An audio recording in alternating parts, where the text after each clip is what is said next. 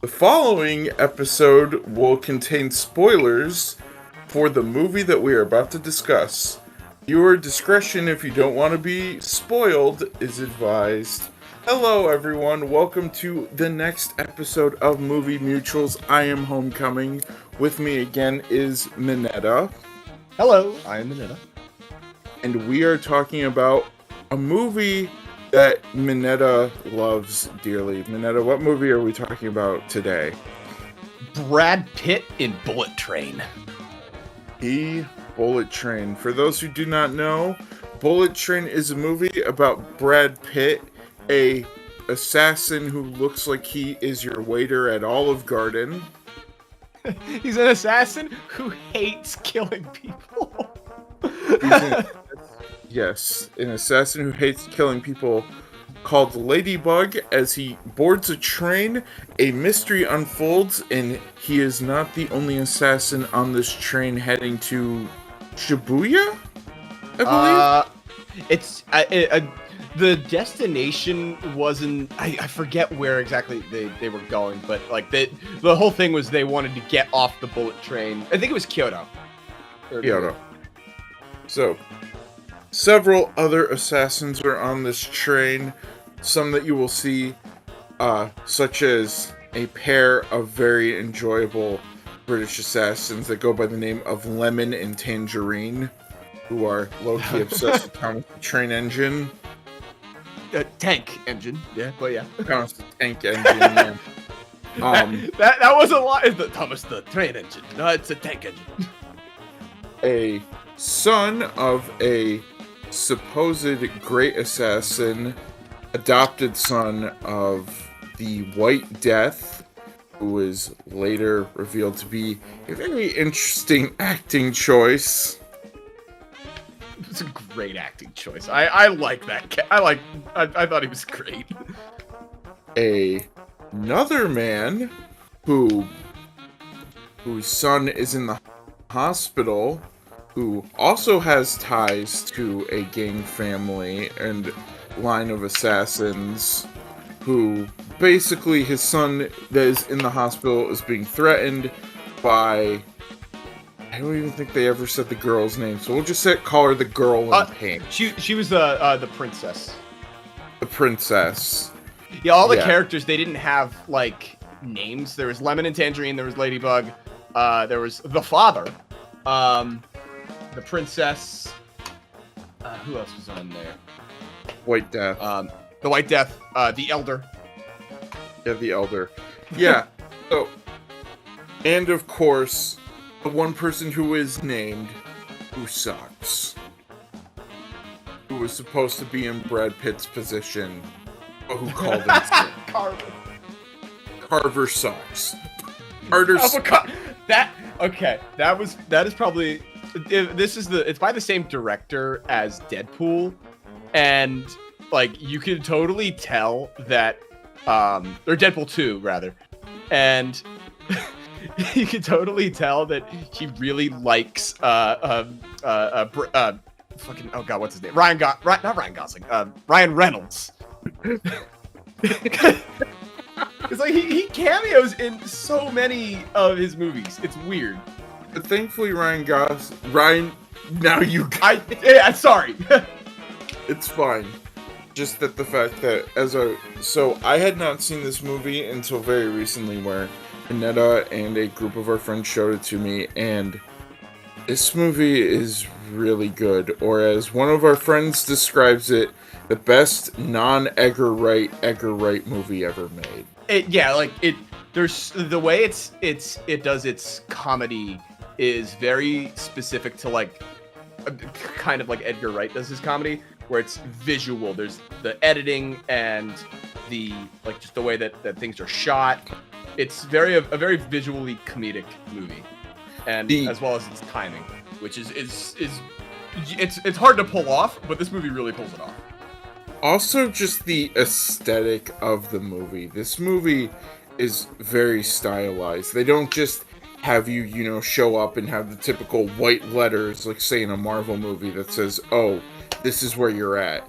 No, you get like a neon sign. You get this like really cool banner saying like where they are and so on. So this movie is very action packed, but yes, the dialogue is very, very witty. It's very snappy. The movie cuts around deliberately on purpose, but not in a way that you're like, oh, I was in the middle of that. But no, it's juggling multiple characters at once until they all converge into one story.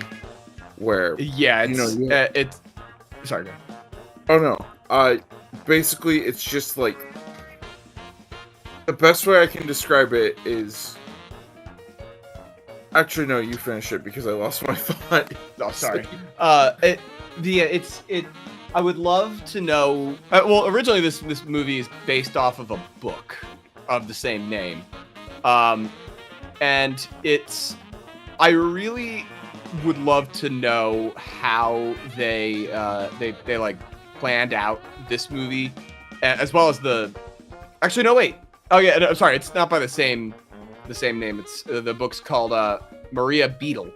But it's got a lot of the same like story. I would love to know how they planned out this movie with its editing and all that, because there's so many points that it uses Chekhov's gun in the best way possible. It constantly has important lines of dialogue and important moments, and you always like remember something that happened when it cuts, when it like something later on in the movie happens. I'm not describing it well, but the editing of this movie is really well done. Yeah, and then the other thing with Chekhov's gun is that it has multiple Chekhov's guns, which for those who don't know, like the basic version of it is Chekhov's gun is that it's a literary rule that if a gun is mounted on the wall, it will be fired by the end of the story. Like if something is pointed out, it will be used. So in a movie, it could either be pointed out verbally or visually, but there are all of these domino pieces that are set up. Like they will set up like, how did this character die? Like one of the characters dies, just bleeds out of his eyes, and you're like, how did he die? It takes the movie a good 35 minutes to answer that.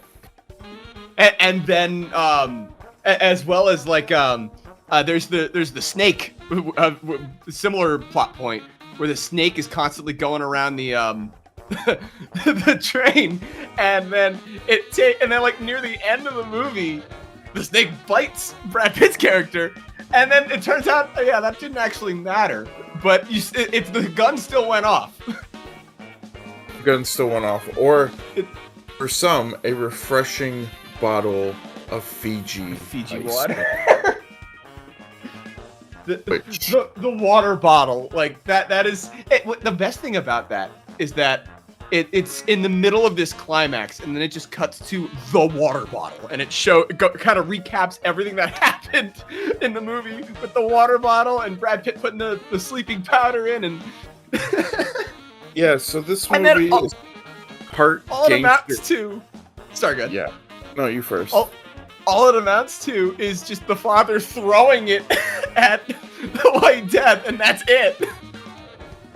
Yeah, so this movie has mysteries, it has things that need to be solved, it gives you a lot of information, but it reminds you of it. It doesn't, like, just say it once and, like, move on. They will repeat themselves a couple times, but not in a way that stops the movie. It's always So the easiest way that this movie repeats plot points is that they'll have one character explain it to another, but then they'll have a different character in a conversation about the same topic, and immediately, even though it is the same Chekhov's gun, it is now technically being viewed at by a different angle.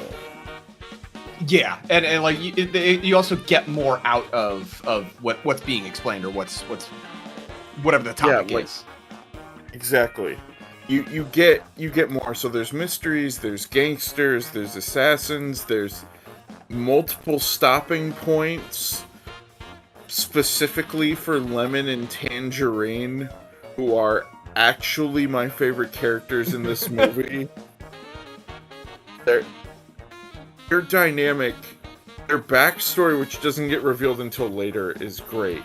But one of my favorite things about this movie is the fake out with with Lemon's death. Yeah, that was good. That was one thing that there was the movie never really alluded to when Lemon got shot, but we never really saw that he had a bulletproof vest on, but he just did, and he was asleep. Yeah, and then the other guy, he didn't have a bulletproof vest on, but he lived. I guess he didn't get shot in his vital organs, like the guy who got shot with. Tangerine got shot in the throat. Yeah, Tangerine got shot in the throat. Oh no, I'm talking about the son or the father, like when Princess is like, where basically, so the way Lemon thinks is that Lemon is obsessed with people being diesels, which is the worst character in Thomas. You don't want to be a diesel. You don't want to be a diesel. And the fact that he also tips it off by later putting the diesel sticker on Princess. That is so amazing. It's so good. This movie has a lot of moments this movie is a roller coaster. This movie has moments that make me so mad, and then they're okay, and then they actually fix it, but then it makes me mad again, and it just culminates. And this movie is a thrill ride, much like the train that they're on. Even the mascot on this train, the annoying mascot, has a purpose.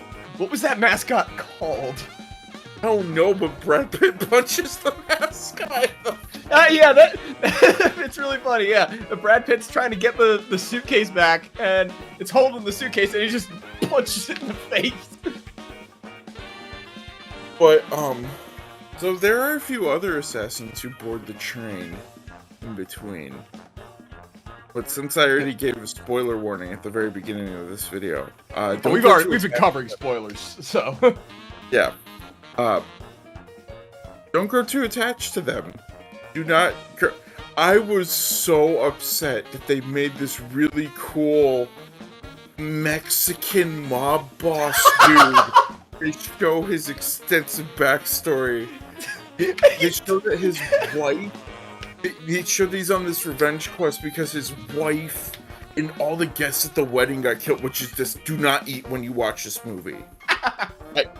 That scene, vomiting blood, literal blood and blood out of the eye sockets. That was oof. And they go through this long exposition of this is this character, this is his backstory. And it lasts like a solid few minutes, and then so right stylized. when it's very, very stylish. The whole movie is crazy stylish, but when they get back to the present day of him walking onto the train, he dies that scene. I was so mad. And I remember you were like, "Oh, this is my new favorite character in the movie," and then in my mind, because I had already seen it, I was like, "Oh no." I'm like, oh, he's so cool, and there he goes. Then the movie was like, hey, here's another character. What if the person in the mascot suit also?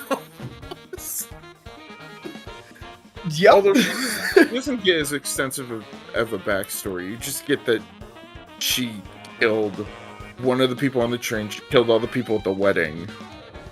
Well, she also, there was also, all the people at the wedding, the few people on the train. There was also the bit with the surgeon, who was unable to save, the White Death's, wife. Yeah, because she was responsible for that. Mr. Carver. And she, she basically wiped out that whole family. Yeah. Except for the husband. That was Brad Pitt trying to defend himself. I'm not Carver. You gotta chill, bro. Do not call me bro! And then she gets...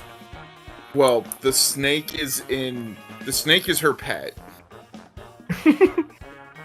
And she gets a taste of her own medicine in another scene where you should not eat while we watch this movie.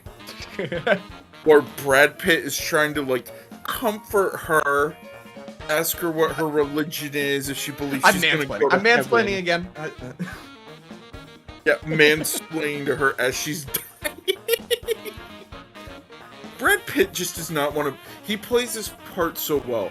One of the best fights is actually between him and Lemon, where they are in the quiet car. Oh, yeah. They are in a car of the train where you were supposed to not, like, yell, you're not supposed to be loud. It's, like, meant for the elderly or sound sensitive or people who just want to take a nap. Or, like, yeah, doing work or whatever. The library car. Yeah, the library car. Not only is Brad Pitt just kicking Lemon over and over again in the balls. That scene is amazing. But the choreography in that tight space, while also being quiet, while stabbing each other. Like, again, I love this movie. The only thing that I wish is that I wish Tangerine would have lived, because basically Brad Pitt lives, the son lives, the father and the grandfather lives. Like, all of the people who are, like, decent, like, are heroes, quote unquote. Lemon lives. But Tangerine dies because Brad Pitt was stupid.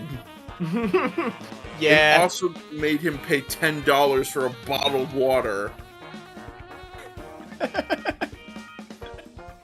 It was $10, wasn't it? Yeah, it was $10. It was 1,000 yen. It was $10.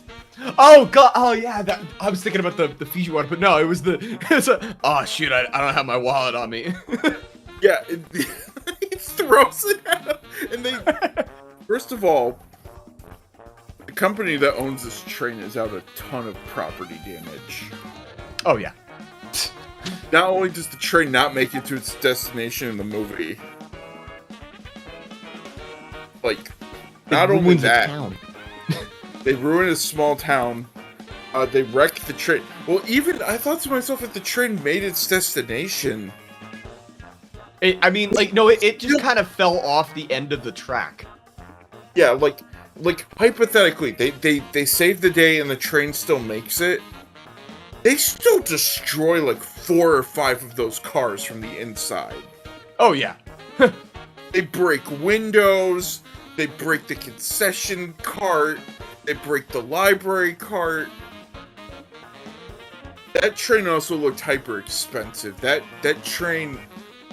But thankfully, this movie also was a little expensive to make, but thankfully... Because this movie came out in 2021 or 2022? 2022. Like the summer 2022. This movie thankfully recouped its money in the box office, which means that the DVD sales, the streaming licensing fees, all that profits. just means that this movie is going to make more. So I honestly hope that there is a sequel. I say, Minetta, if there was a sequel to Bullet Train, what would you think? What would it look like for you? For me, very simple. I mean, well, I haven't read the book, which I now would like to. But what I would do is have it be, like, just be an anthology, just a whole different cast, but just the same style, like I don't know, maybe even not even the same setting. Oh, I agree. I think it needs to be a different setting. I think a boat would be cool, like a yacht or a cruise ship. Speed 2, cruise control. Yeah, exactly. But the other reason why I think this is that I think Brad Pitt should be the only carryover. I think they should Knives Out it. Really? You know, that could be good. That could be good. Yeah, like, I think Brad Pitt should be the only carryover. He's still... Because his character is endearing. Totally, yeah. I would follow his character. I think Carver would need to be in the second one, who is Ryan Reynolds' jump scare. I think my favorite delivery Brad Pitt has in this movie is, "You stabbed me?" he just, he's just like so shocked. Yeah. You know, there's also one thing that that this movie did with its marketing, because I remember this movie being advertised a ton that summer, and I saw Karen Fukuhara, who's in The Boys as Kimiko, and also in one of just the best games ever made, the Callisto Protocol. But it's a topic for another day. But it's not. You're right. She's like, I assumed going in that she would be in this movie as like an assassin, secret assassin or whatever. But no, she's not. Like, she's in the marketing a lot. It's way more than how how you would expect her presence to be in the movie. Which was, I thought that was a fun red herring, especially because The Boys was popular. Like I think it was going on at the time, so it kind of like played off the marketing for that. I think it was a So red herring. I am looking at the other films directed by this current director. Oh. Yeah, you look at David, I don't know how to pronounce his name. David Leitch? So he's uncredited, but he worked on John Wick, the first one, Atomic Blonde as a director, I still have not Deadpool seen. 2 as director, Hobbs and Shaw as a director. Bullet Train, and then now currently working on The Fall Guy. Oh, sweet, I love that game. I really wanted to make that joke. But you know what? I trust him as a director. He's got some good filmography. Deadpool 2. Yeah, for sure. And like when you see Hobbs and Shaw on this list, it like, okay, yeah, no, it totally makes sense. Yeah, Hobbs and Shaw, Bullet Train, Deadpool 2, yeah, like, over the top comedy thriller action director. I was about to say, with Hobbs and Shaw, the action but also the dialogue now makes sense. Yeah. Like Hobbs and Shaw is just two grown men in a pissing contest who happen to be from Fast and Furious movies, but is still technically one of my favorite films in the Fast and Furious family franchise. Yeah, apparently that's not a popular opinion. I like it. I think it's great, but I think it thrives on its stupidity. That's why I love totally. Hobbs and Shaw. It's got Idris Elba. It's got Idris Elba calling himself Black Superman with nano machines. It's got Literally nanomachines, yeah. It has two characters that are on the verge of death constantly, that are still in constant pissing contests with each other. Like yeah, I like Hobbs and Shaw, but with Bullet Train, the real hero of this movie is Fiji bottled water. So there are two, because you get to see the journey of this bottle of water for the entire movie. It's so funny.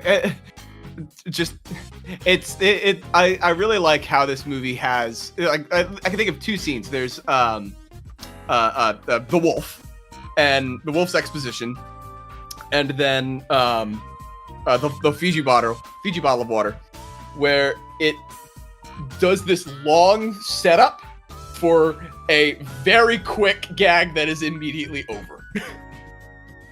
Yeah. I think that's just hilarious. It is really great. I do love it. I love how smart this movie is, but this movie doesn't try to act smarter than its audience. Right, yeah. Like, one thing that really bums me out about this movie is when you look at like the Rotten Tomatoes score, it's got like 60%, I think. It was not well received critically, but I'm like, why? It's so good. we're bringing it up again, so hashtag mention, but I don't think RoboCop was critically well received either. I think Those people are wrong. RoboCop, I think, was seen as like unnecessarily violent, and in which I say, no. How? Remember that scene in RoboCop where he shot that guy in the dick? Remember that scene where their amazing robot can't make it up a flight of stairs? At 209, not at 209's greatest enemy is stairs, and I think that's incredible. And the fact that that's the last scene you see it. You see it go down the stairs, and you see it kicking its legs. All those taxpayer dollars went into that. And that thing can't even make it up a flight of stairs. Oh man. I want a shirt that says, remember when RoboCop shot that dude in the dick. Have you seen that shirt? No. It's a real shirt. Here. Oh my gosh. My only thing that I'll say about Bullet Train is nice. My thing about Bullet Train is that it feels like a classic anime. It feels like a classic, I almost said animated, classic action movie. Oh yeah, like it's high energy. It's having fun with itself. It's very like it fits right in that era of like Schwarzenegger movies or stuff like that. Yeah. So like, the White Total Death Recall or RoboCop. Exactly. So the White Death is built up throughout this movie as this great assassin who was brought in and then betrayed everyone around him and killed them off and formed like a gang empire.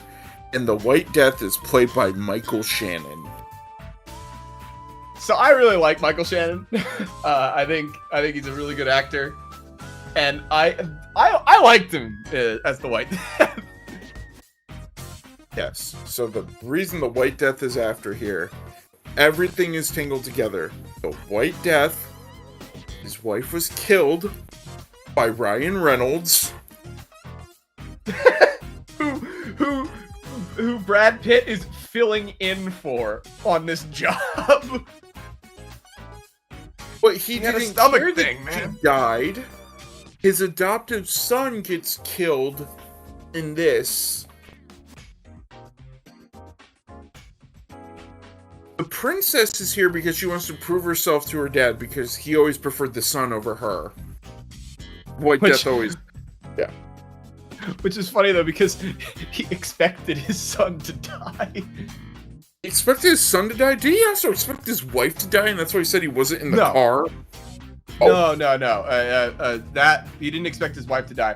The reason why his wife died was because she didn't wait for the White Death to bail him out, bail his son out of prison. So she just went anyway, and he was supposed to be in that vehicle, but then he died.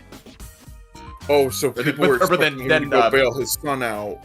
Yeah, and then Ryan Reynolds blew up the car. And then Deadpool showed up. Deadpool jump scare. It off of his movie that some people love, some people hate. Existential Crisis Future Review, I'm calling it right now, Free Guy. Talk to me about Free Guy. Yo! I will talk to you about Free Guy because I have very complicated feelings about that movie. Yeah, I watched that movie, like, let me see what Hollywood thinks video games are, and boy, do they not, do they know? I don't think they do. See, I don't think they know, but my problem with this is that it's not even Hollywood looking at video games like Street Fighter, stuff like that. Free Guy is Hollywood looking at Fortnite and Grand Theft Auto Online. Yeah, it's GTA Online. Which is kind of hilarious in a way, but that movie's weird. I don't know if I love or hate that movie. There's no in between. Yeah, there's some redeeming things in that movie. That movie has fun bits, and that movie has a cool concept. But But then the White Death brings like 50 some goons with him. I had He brings the goons, and then we get the segment of this movie that gave me literal chills, where they are, where Lemon, Ladybug, the grandfather who did not show up until the last act of the movie, who I don't know what actor is playing him, but the grandfather is probably one of my favorites also. Here, let me get his. I forget his The name. way he talks about his acting, the way he talks about like revenge and like hatred and stuff like that, and also like because there's that scene where Tangerine's like, "Hey, that guy shot my brother," or Lemon's like, "He shot Tangerine. He shot Tangerine." He's like, "You shot my son," and then he stops. He's just like the smartest person in the room, but also a very capable fighter, and he has a cane sword. Yeah, it's awesome. That whole scene is just great. While playing Japanese, holding out for a hero. Hiroyuki Sanada, that's the actor's name. He blew the roof off. He's barely in the movie, but he made an impact. Like, For sure. Like, I know that's one of our friends' like favorite characters because he's so cool, and I'm like, yeah. Like, but so it plays that. So now me and Minetta are gonna take it because this movie has an epic version of it. Shrek 2 has an epic version of it. I knew we were gonna talk about this, and the Tetris movie. So did Tetris. Yeah, I was gonna bring up Tetris. Which, in your opinion, of those three is the best use of holding out for a hero? Oh, Bullet Train, easily. Like, So yours is Bullet Train. It's okay, the Mario movie has holding out for a hero, and I think that is the worst use because one reason, it's not a unique remix. And I think if I never want to hear holding out for a hero We're gonna in a hear movie it in ever Sonic. again. We're gonna hear it in Sonic 3, I'm calling it. We're gonna hear that instead of Escape from the City or whatever. I have deep thoughts that the Sonic movie right now, their music team is under so much pressure after the Mario movie happened. Okay, they can't have Sonic and Shadow and not have Live and Learn. Or something like it.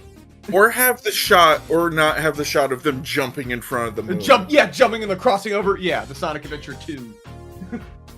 Like, they have to be like, they saw the Mario, because the first two Sonic movies are still good.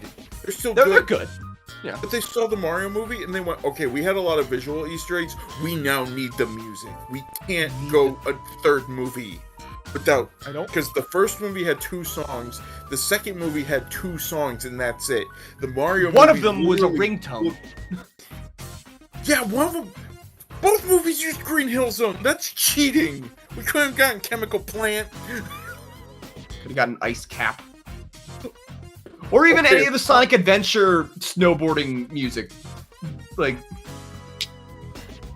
he's running around in a city and they didn't play City Escape. Are you saying the Toms should have been Ice Cap? This ringtone is like... I guess, yes. You don't know. Chemical Plant and Ice Cap, those were $2 for the ringtone.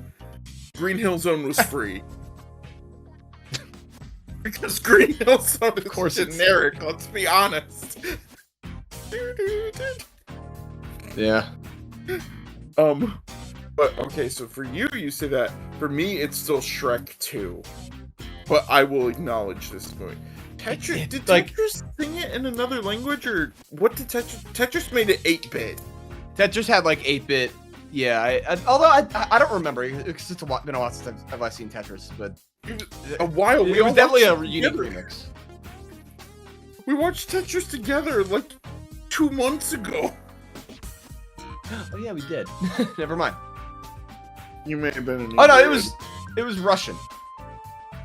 Oh, so they have them singing it in Russian? Yes. Tetris, the greatest non-accurate, based on a true story movie. Yeah. And Tetris is such a great spy movie. I'm glad that the Hank and Alexei Pajitnov, Hank Rogers and Alexei Pajitnov, they both are like, oh yeah, this movie's great. It's not accurate, but it's great. Yeah, it's well made. I also take a shot in that movie every time they say the word handheld rights. Gotta get the handheld rights. I want the handheld rights. It's oh man, I hope they release that movie physically because I would buy it. Apple TV hasn't done that yet, but they should. Hulu did it for Prey, so I feel like there was a deal with Prey because I know Prey was supposed to be in theaters and then the pandemic happened. Yeah, Prey would have definitely not been that movie, but so this version of Holding Out for a Hero, I'd say I give an 8 to a 9 out of 10. This one gave me chills. It was well done. It was well made. we need the Holding Out for a Hero in movie scene tier list. Oh, we're gonna do that at some point. Tetris is in the A tier. This and Shrek are in the S tier because Shrek 2 gets points even if other movies do it better now. Shrek 2 gets it for setting the standard of using that song.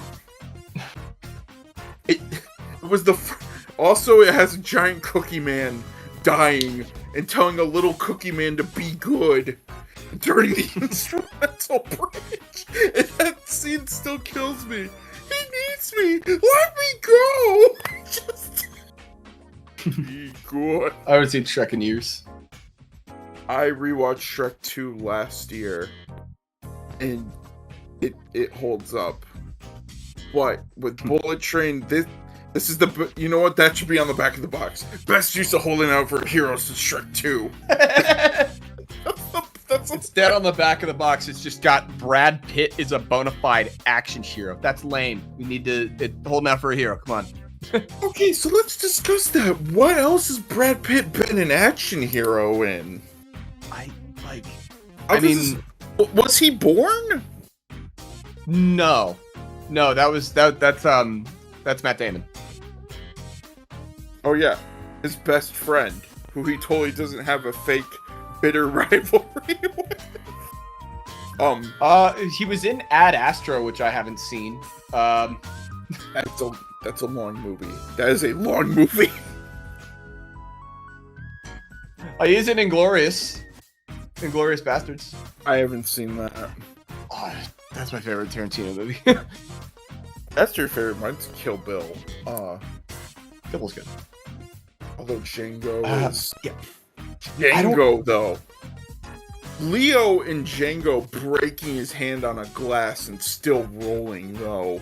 Like... I have not seen that one. Oh, but you do know about that, right? I do know that he broke his hand. Yeah, he cut up his hand and just kept character until they stopped. That's awesome. Leo's our boy. Leo's goated. Leo has to be in Tarantino's last film, or that's a crime. I bet he will be. Even if it's just a cameo, he has to be. Like, but with Bullet Train, a bona fide action star. Yeah, I don't know. That I don't know about that, sucked. but I feel like Brad Pitt's a rom-com guy. To me, he's Ocean's 11. he's one of the Ocean's 11. He's not even the best part of it. It's just isn't he the young kid among the Ocean's 11? No, that's also Matt Damon. Well, that's also Matt Damon. Welcome to our new game on the show, Pitt or Damon. You try to figure these two out. Which one was in The Martian? Brad Pitt. Shit. Nope, that's Damon. Yep. Which one ruined the back half of Interstellar again? Also Damon. I haven't seen that movie. But Okay, so what quote would you put on the back of the box then? What would you do to change that? I don't know. The joke was it best use of whole for a hero. I would put a non-stop thrill ride from start to finish. Yeah, that's a good. Yeah. I know it's generic, but it doesn't single because Brad Pitt's great. It's accurate though because it's literally a ride on a train. I also just want to highlight the other actors who aren't Brad Pitt, because even though Princess is awful and gets my favorite character killed, and she's technically the antagonist, that she's great in the movie. I forget what I don't know what the actress' name is. It's fantastic. So dang good. I'm just captivated by White Gold Tears. She is so good. She's so great. And then she gets hit by a truck.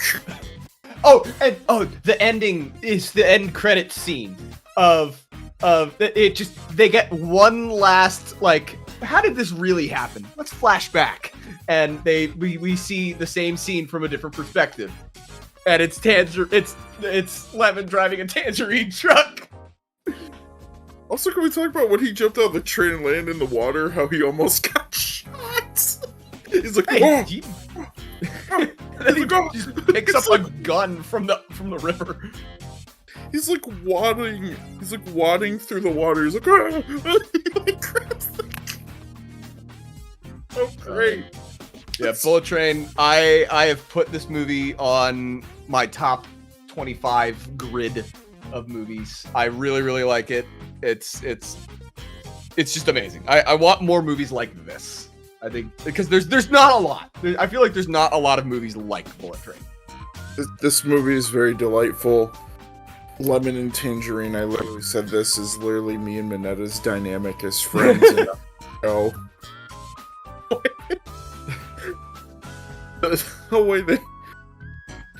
Oh man, I'm trying to think, but yes, like the actress for Princess, every actor in this movie blew the roof off the place.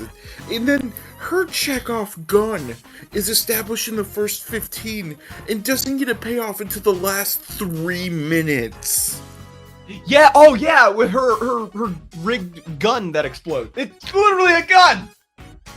Yeah, her rigged, like, little pink gun ends up killing Michael Shannon. Oh man, it's so good. This movie's great. I hope you watch this to go see the movie. Even though we spoiled the absolute shit out of it, go watch it. It's fun even on rewatch. Yes, if you did not watch this movie, I gave the spoiler warning for a reason. This is not a movie where we can be like, oh, there's some. We would have been done in 5 minutes. We would have been like, oh. Yeah, no, there was a lot. Because again, like I said earlier, I want to see how the web of the storyboard of this movie is just so impressive. I want to know how this story was written. It's very, very good. So we highly, highly recommend it. Next time, though, we are going to an actual Edgar Wright film. So, Minetta, next time, I hope you're ready to sing about death and sad and stuff that makes you sad. I 1, 2, 3, 4. And Scott I hope Pilgrim. I'm yes. I'm sorry if that was supposed to be like a small hint, and then I just spoiled it. But no, not at all. Okay, I hope you're. But yes, me and Minetta are covering Scott Pilgrim next. I hope you are all ready. There is a series on the horizon that we are really excited. I'm ready for it. But if you want more, check out the content here at Galactic Rush, where me and Minetta review movies, but also me and Rox and the others have some fun content for you as well. So feel free to check out our recent Let's Play of The Simpsons Hit and Run, for example, where we may or may not have... We beat the game, and it's about the journey and not the destination, and that's where I'll leave it. Oh, I've not played Hit and Run. Is there some stuff? Oh, there's some stuff. The last mission in that game is bullcrap. That last mission is Excellent. oof. Love to see it. We love to see games that probably need a remaster. But thank you so Like much Callisto for watching. Protocol. Like Callisto Protocol. I love how that's how you ended your year last year. Yeah, me too. Hey, I ended my year by not beating any games at all and being sad. So I still have to finish Mario and Rabbids. I don't care what anyone says. Me and Minetta need to get going because Yes, we do. we need to go deal with more members of the Ember. Yeah. Thank you very much. Have a good one. Have a good one.